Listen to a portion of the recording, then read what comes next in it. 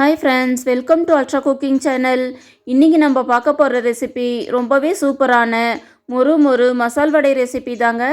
இந்த வடை நல்ல மொறு மொறுன்னு கிறிஸ்பியாக நல்ல ஃப்ளேவர்ஃபுல்லாக செய்ய எந்தெந்த பொருட்கள் எந்தெந்த அளவுகளோடு சேர்க்கணுன்றத இந்த வீடியோக்குள்ளே டீட்டெயிலாக பார்க்க போகிறோங்க.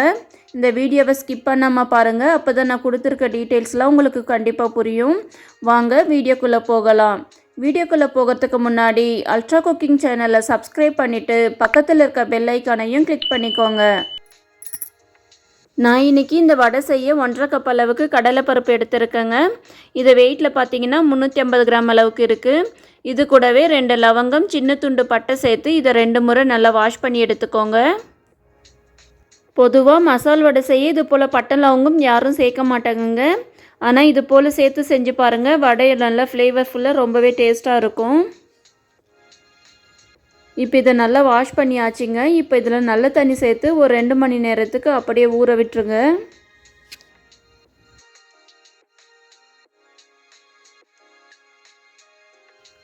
ரெண்டு மணி நேரமாக பருப்பு நல்லா ஊறி இருக்குங்க. இந்த டைமில் நம்ம ஒரு கைப்பிடி அளவுக்கு பருப்பை தனியாக எடுத்து வச்சுக்கலாம். இது அப்படியே ஒரு ஓரமாக இருக்கட்டுங்க.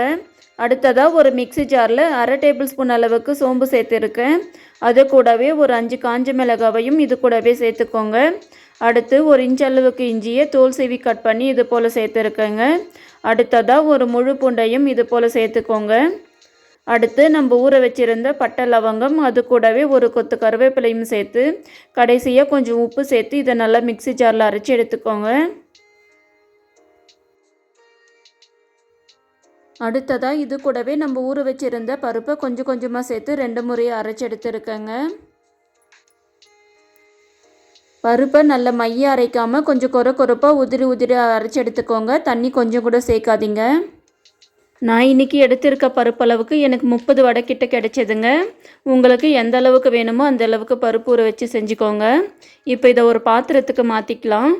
நம்ம சேர்க்குற பொருட்களோட அளவை பொறுத்து வடையோட எண்ணிக்கை கூட குறைச்சல் 1-2 மாறுபடுங்க. நான் சேர்த்துருக்க அதே அளவுகளோடு செஞ்சிங்கன்னா நான் சொன்ன எண்ணிக்கையில் கரெக்டாக வரும். அடுத்து 2 பெரிய சைஸ் வெங்காயத்தை இது போல் பொடியை கட் பண்ணி சேர்த்துக்கோங்க.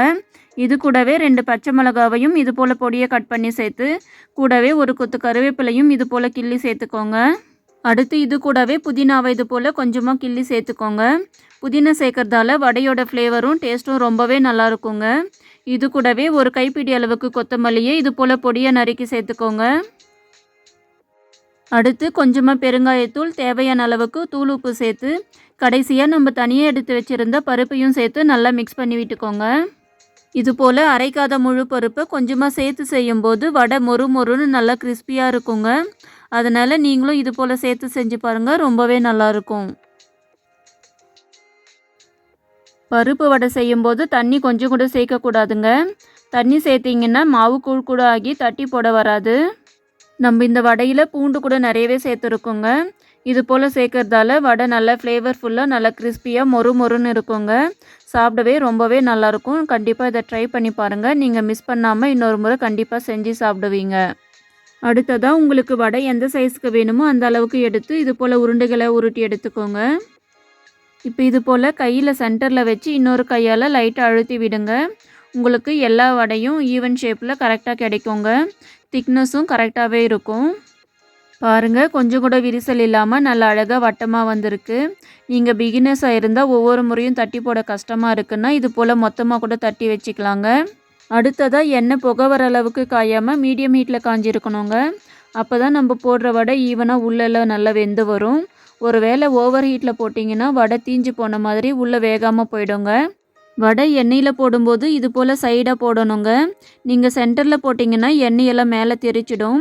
பார்த்து கவனமாக போடுங்க. வடையை எண்ணெயில் போட்ட உடனே கரண்டியை போட்டு கலக்கி விட்டுறாதீங்க. வடை மாவு எல்லாம் பிரிஞ்சு போயிடும். லைட்டாக சலசலப்பு அடங்கினதுக்கு அப்புறமா லைட்டாக இது போல் அசைச்சி விடுங்க, போதும்.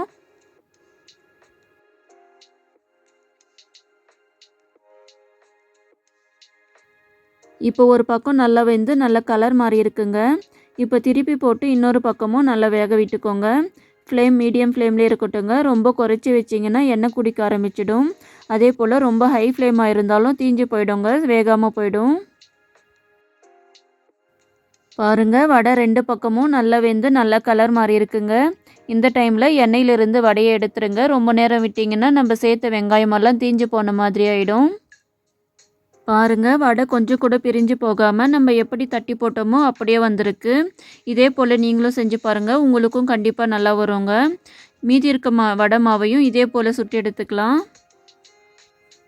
நம்ம இந்த வடைக்கு அதிகமாக பூண்டு சேர்த்து பட்டை லவங்கமெல்லாம் சேர்த்துருக்கோங்க. அதனால இந்த வடை நல்லா ஃப்ளேவர்ஃபுல்லாக ரொம்பவே டேஸ்ட்டாக கிறிஸ்பியாக இருக்குங்க. கண்டிப்பாக நீங்களும் இது போல் ஒரு முறை வீட்டில் செஞ்சு பார்த்துட்டு எப்படி இருந்துச்சுன்னு மறக்காமல் கமெண்ட் பண்ணுங்கள். அவ்வளோதாங்க, ஒரு சூப்பரான மொறு மொறு மசால் வடை என்னோட ஸ்டைலில் ரெடி பண்ணியாச்சு. நீங்களும் இதே போல் இதே மெத்தடில் ஒரு முறை செஞ்சு பார்த்துட்டு எப்படி இருந்துச்சுன்னு மறக்காமல் கமெண்ட் பண்ணுங்கள். இந்த வீடியோ உங்களுக்கு பிடிச்சிருந்தால் லைக் பண்ணுங்கள், ஷேர் பண்ணுங்கள், கமெண்ட் பண்ணுங்கள். கூடவே அல்ட்ரா குக்கிங் சேனலை சப்ஸ்கிரைப் பண்ணிவிட்டு பக்கத்தில் இருக்க பெல் ஐக்கானையும் கிளிக் பண்ணிக்கோங்க.